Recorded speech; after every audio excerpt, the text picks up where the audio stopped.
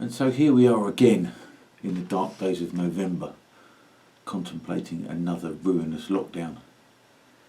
Not just of our commercial lives, which is bad enough, but of our essential liberties. And it sounds indulgent, that, doesn't it? Particularly when paired with the word civil liberties. Because civil liberties has often, in the past couple of decades, been the excuse trotted out as to why some murderous sex offender or religious hate preacher, such as the hook-handed Abu Hamza, has not been deported or even punished. Pressure groups like Liberty, who I used to support, seemed always to be more concerned about the human rights and civil liberties of foreign-born jihadis than that of innocent teenagers wishing to go to pop concerts without having their arms and legs blown off. The concept of civil liberties has, in the minds of many, been so corrupted, just like everything else in Britain, that they seem quite prepared to jettison it as just another tool that emboldens our enemies. But as attractive an approach as that is, it is a mistake. We need our civil liberties. They belong to us. And they belong to us more than they belong to some penniless, desperate and newly arrived refugee, no matter how worthy or wronged he might be, despite what Liberty or wankers like Hope Not Hate might say.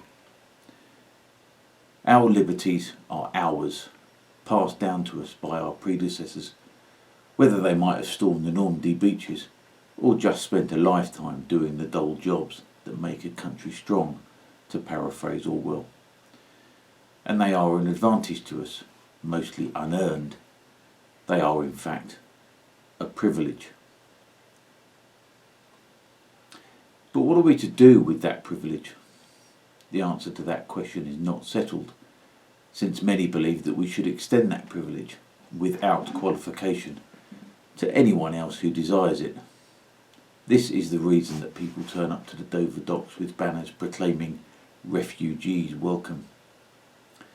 These types feel that, since our privilege is an unearned one, that the only moral thing to do is to extend it to all others who have also not actually earned it. And they've got a point as far as it goes. But I, like all others who have been born into freedom, have not personally wrought it into existence. It wasn't me who made Britain a free society. I didn't create it. That was the work of those that came before, and they passed it on to me. They bequeathed it. They bequeathed it to me because it had been bequeathed to them. That was their birthright, as well as their responsibility, as it is mine. That is my privilege and my duty, and I am unbelievably grateful for it. But being grateful is not sufficient. Freedom requires maintaining. And like most of us, I have not maintained it sufficiently. I am, as I say, grateful, but my gratitude is hollow without the corresponding responsibility. Gratitude of the gift has to be matched with a commitment to keep the gift in fine fettle, and we have demonstrably failed to do that. I would have been in my mid-teens when I started to become conscious of the fact that I happened to live in a society that was better than most. We were still deep in the Cold War then, and the West was able to trumpet its virtues as a counterpoint to the repressive regimes of communism. That, and the fact that the stories of wartime were still in living memory for many, and we as a society actively venerated the old soldiers, sailors and airmen that still walked among us. And there were a couple of books that wormed their way into my consciousness. George Orwell's brutal and nightmarish novel 1984 is an obvious influence, and it seared its way in. But the other one was Freedom, the Individual and the Law, which was written by a senior barrister, Geoffrey Robertson, and was an examination of the state of freedom in Britain in the 80s. There are updated versions of it today, although I would imagine that it is a far weightier tome now. In reading it, the scales fell from my eyes, and I slowly began to realise that almost as soon as the freedoms that we rely on and take for granted are continuously and remorselessly undermined almost as soon as they enter into law. The price of liberty, wrote Benjamin Franklin, is eternal vigilance. And vigilance is what has been lacking, not just in Franklin's New Republic, but everywhere in the so-called free world. And it's not just us of the libertarian, anti-lockdown, anti-mask side of the aisle that value those freedoms. Some weeks ago, the young, cool, good-looking, ex-military Conservative MP Johnny Mercer, probably in an attempt to appear unstuffy and street, castigated James Delingpole as a selfish cunt for not wearing a mask on a train.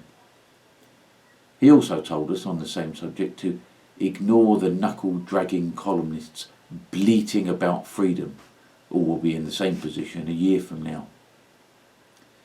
It doesn't take a genius to realise that complying with these ridiculous rules, rather than defying them, actually makes it all the more likely that we'll be in a similar position in a year's time. And it's not those standing up for our freedoms that are bleating, it's sheep that bleat. It's those that are blindly following the rules, no matter how ridiculous. It's ignorant cunts like you, Mr. Mercer.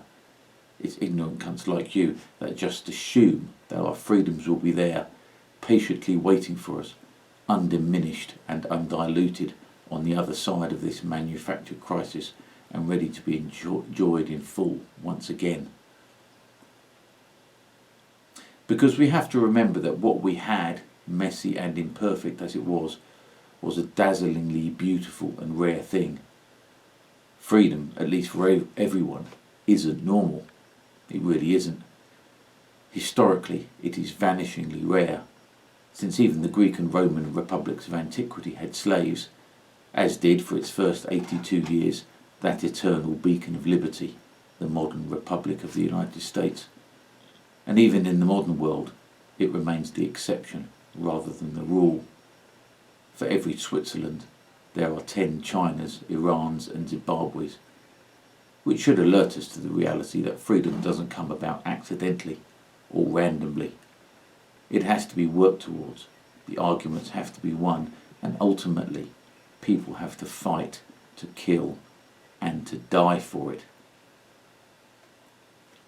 When we remember those that have fought for freedom, we correctly elevate the war dead, the glorious dead, those that have paid the ultimate price for freedom.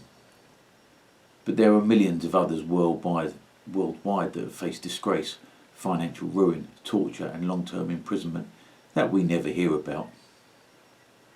And we also rarely hear about those that are crippled for their dedication. In Britain's case, for every death of a soldier in the wars in Afghanistan or Iraq, there are half a dozen that are maimed for life.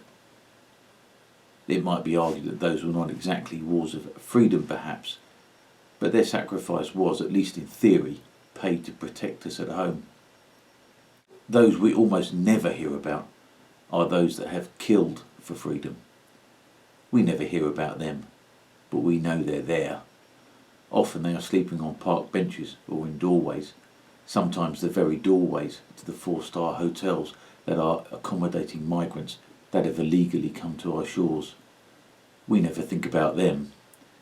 Maybe part of the reason that they might be homeless is because they cannot live with what they have done, in the name of freedom or not. It's a hell of a thing killing a man, so said Clint Eastwood's character in his Western masterpiece, The Unforgiven. You take away all he's got and all he's ever gonna have. Those men, the forgotten heroes and victims of war, are not lionised the way their dead comrades are. Some undoubtedly live with the mark of Cain upon them. Freedom isn't free, or at least it wasn't free for them. It was very, very expensive. And we've forgotten that. And because we have forgotten that, we are now being reminded, if only people were listening. And because it appears that we no longer wish to pay, we will be discovering what happens to a society that refuses to pay the price of freedom. Freedom, as I say, is expensive, but a surveillance and authoritarian state that has assumed to itself the legal right to regulate every aspect of its citizens' behaviour is, by contrast, probably quite cheap to run. A surveillance state where there are no dark spaces into which citizens can disappear, that has no traffic jams and no crime, along with no dissent, will likely be pretty good value. Much is often made of how global capitalism has lifted billions out of poverty, but very little has been said about the cost being paid by those billions in return for that. China, with its social credit system, is the most obvious example. The Chinese people have been handed a deal, and a deal that is probably of the take it or leave it variety, if Hong Kong is anything to go by. The deal being, we'll keep you fed and watered and will allow you some consumerist baubles. In return for that, you hand over your anonymity, your privacy, your autonomy and your freedom. We'll keep you comfortable, so long as you don't try to scale the walls of your padded cell. And we are going to be paying, I can assure you of that.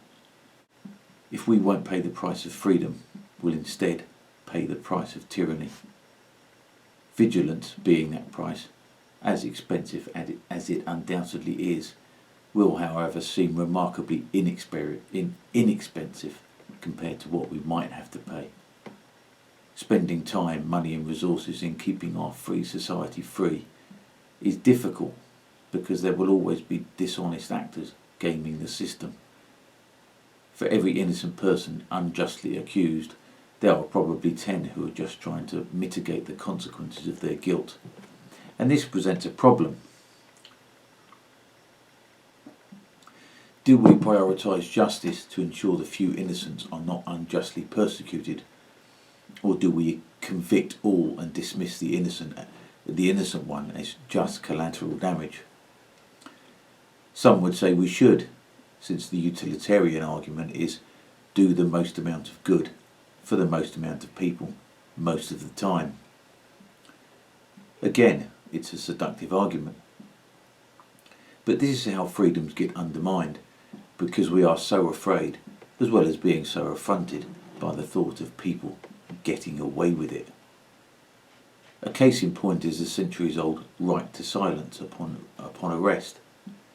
Because so many parties were using that silence to cover their guilt, that ancient right has now been seriously curtailed for the rest of us. Instead of, you do not have to say anything, but anything you do say will be taken down and may be given in evidence, it now reads something like, you do not have to say anything, but it may harm your defence if you do not mention when questioned something which you later rely on in court. Anything you do say may be given in evidence. Now that doesn't seem particularly outrageous, but it is a serious dent in an ancient right. By shifting, albeit only slightly perhaps, the burden of proof that the state previously required in convicting you of a crime, the principle has been broken. And once the principle is broken, it is only a matter of time before it is degraded further. Because this is the kind of thing I mean when I say that we are not being prepared to pay the price of freedom. In this case, it means that accepting that some of the guilty are going to go free is the price we pay for protecting the innocent. Because it's the innocent that matter, not the guilty. And the assumption must be, as it still is, thankfully, that we are all innocent until proven guilty. That's the burden of proof. The burden is on the state to prove our guilt. The burden is not on us to prove our innocence. Hence, the right to silence. And that's important, man. That is so important to the maintenance of a free country. And it's rare too. And it is a miracle that we have had that as a bedrock of English common law for so long. It underpins so much. and it also seems incredible that such a thing should have come about, when you consider that laws are nearly always formulated by the well-connected, rich and powerful. In that assumption of innocence is something that favours, disproportionately, the poor over the rich. I say disproportionately because the rich had their wealth, their wealthy friends and their reputation to protect them, which the poor did not. But the real genius of innocent until proven guilty was that it also protected everyone else, even the rich. Well, what does this have to do with lockdowns? Well, plenty as it happens. Because unblinking, blanket, indiscriminate surveillance fucks about with that burden of proof. It doesn't completely overturn it, but it does fuck with it.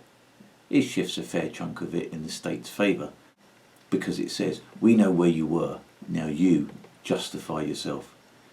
It hands the power of superior information to the state, information that is readily available to the state in a way which is not the case with the private citizen.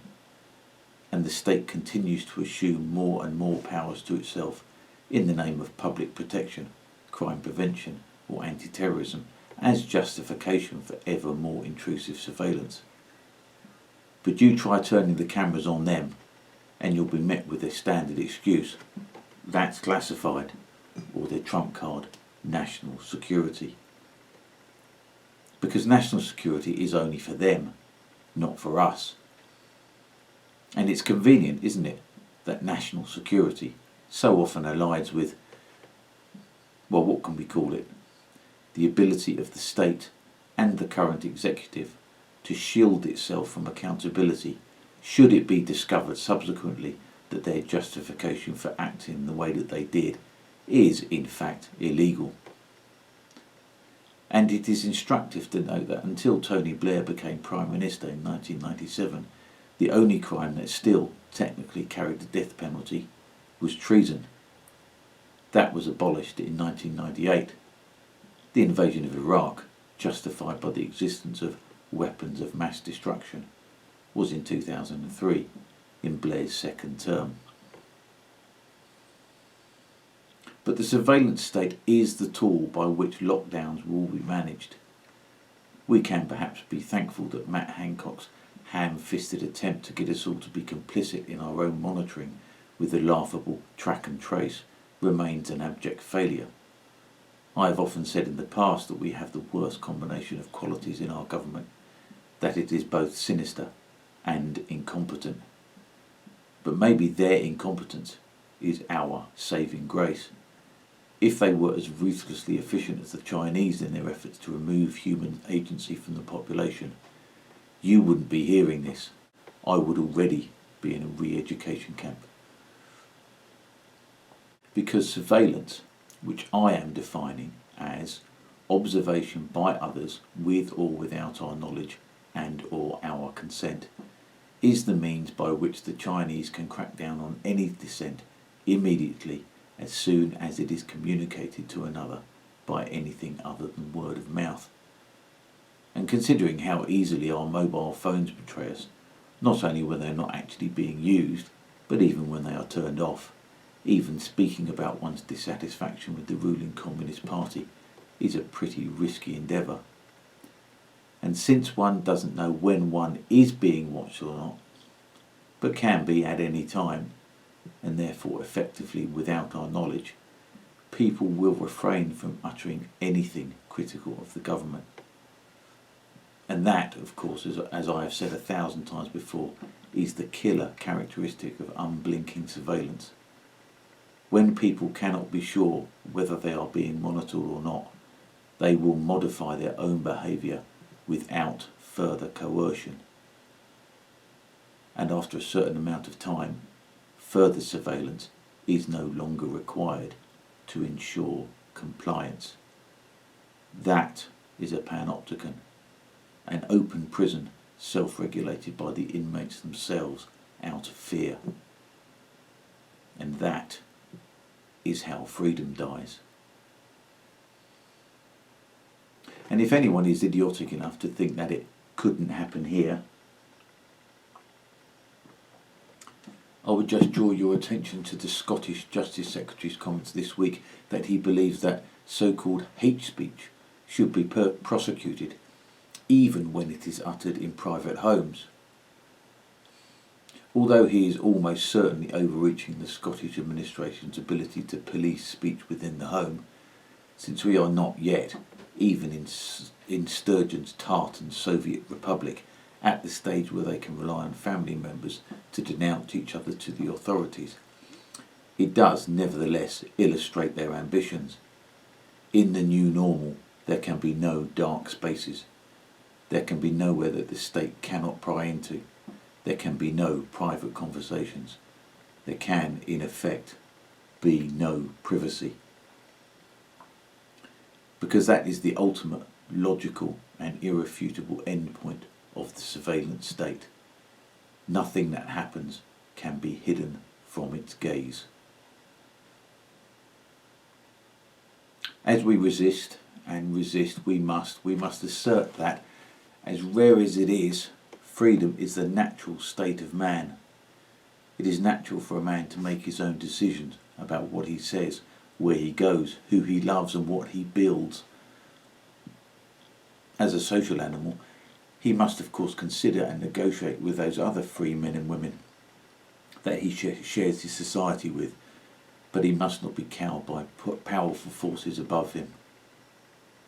We also need to realise that what we had was supremely valuable, invaluable in fact, if you plan on remaining a human being, and to acknowledge that what we had was not normal. It was exceptional, it was necessary for the human spirit, and it was wonderful. Let us not aim to get back to the old normal.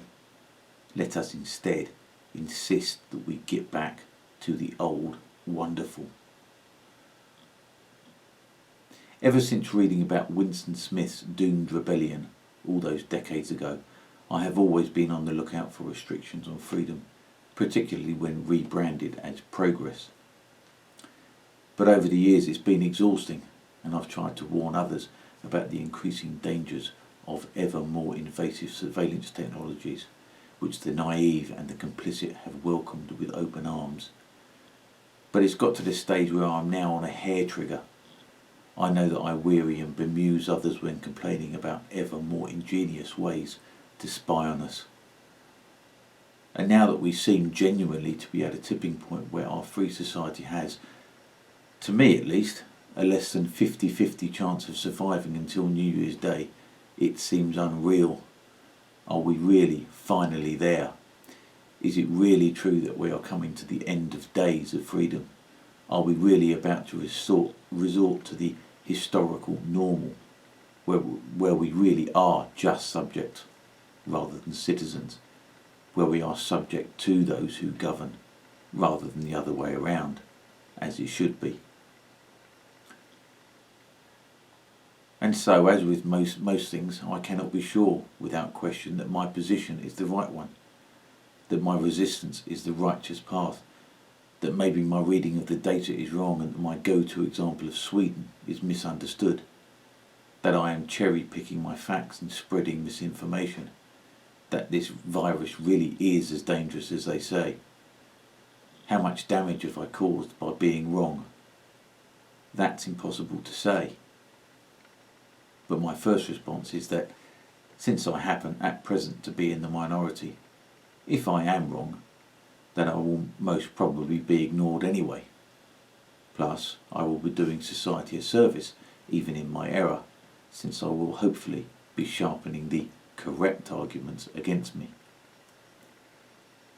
But my subsequent response is that safety is not my prime concern. Of course, that's easy for me to say, saying as I'm not old, not ill, nor asthmatic. But I'm not concerned about my safety, so why should I be concerned about the safety of others? What I am concerned about is something far more important. I'm concerned that we will get unused to being free, that we will get comfortable with it, that we will forget how it was before and convince ourselves against our own consciences that this new normal is how things should be. One of the things that has annoyed me about Defeffel Johnson's latest edict is how quickly people are asking and trying to clarify what the rules are. Can we do this? Can we do that? How many people can we have over without breaking the rules? That these questions are being answered is not only a disgrace and an insult to ourselves as free moral agents, it is a scandal that it even has to be asked. So do not forget what it means to be able to leave your home when you wish. Do not forget what it means to be able to refuse to answer the invasive questions of a policeman rather than being forced to meekly show your papers. Do not forget what it means to spend your hard-earned money how you see fit. Do not forget what it means to be able to speak your mind and to exchange ideas that make the world a better place. Do not forget what it means to be able to travel the globe and marvel at God's creation. Do not forget even what it means to thank God for all that you have, in whatever way your faith demands. Do not forget what it means to share your home with whomever you wish, and for whatever purpose. Do not forget what it means to be able to wave your children off into a free society that you had a part in creating, so that they might have the freedom to make it better still. And do not forget what it means to your dying to have you there by their side when they say their last goodbyes. Do not forget what it means and how it feels to shake hands with friends in the street, because as the late great Louis Armstrong puts it, what we're really saying is, I love you. Do not forget. Do not forget what it means to be free.